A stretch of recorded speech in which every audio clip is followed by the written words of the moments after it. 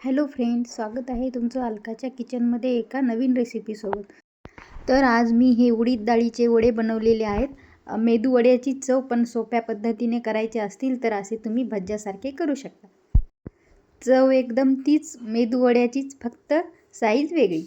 आकाराने हे थोडेसे लहान असतात आणि आपल्याला चटणीसोबत किंवा सांबरासोबत हे वडे खाता येतात. आपण याला उडीद डाळीचे भज्जेसुद्धा म्हणू शकतो. तुम्ही या वड्याला कोणतं नाव सुचवू शकता हे मला कमेंटमध्ये नक्की सांगा. तर तुम्हालाही असे तळलेले पदार्थ बघून खाऊ वाटत असतील तर चला आपण रेसिपीला सुरुवात करू.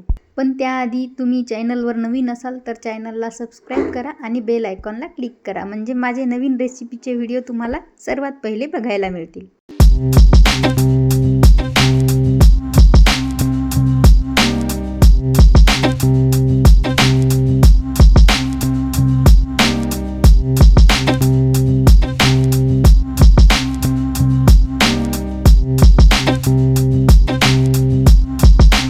तर मी इथे मिक्सरच्या भांड्यात उडदाची डाळ घालून घेतलेली आहे. ही डाळ मी 2 तासापर्यंत भिजवून घेतली होती. 1 वाटी डाळीचं प्रमाण आहे. आता आपल्याला यामध्ये पाण्याचा अजिबात वापर न करता ही डाळ मिक्सरमधून काढून घ्यायची आहे. आपण दहीवड्याला काढतो त्याचप्रमाणे. तुम्हाला पाहिजे असेल तर इथं पोह्याचे 2-4 चमचे पाणी घालू शकता तुम्ही. तर अशा प्रकारे आपल्याला उडीदाची डाळ मिक्सरमधून फिरवून घ्यायची आहे. हे बघा, त्या बॅटरचे व्यवस्थित वडे टाकता येतील एवढं बॅटर सैल करून घ्यायचं आहे. आता त्यामध्ये चवीनुसार मीठ आणि अर्धा चमचा ओवा टाकायचा, म्हणजे ओव्यानं छान चव येईल. आणि 2-4 मिनिट आपल्याला असं व्यवस्थित फेटून घ्यायचं आहे. असं फेटल्यामुळं काय होतं की उडदाच्या डाळीचं मिश्रण असं छान फुगतं. आणि हे बघा किती मस्त फुगलेलं आहे इथं आपलं बॅटर. आता गॅसवर कढई ठेवायची आणि त्यामध्ये आपल्याला हे वडे भज्यासारखे काढून घ्यायचे.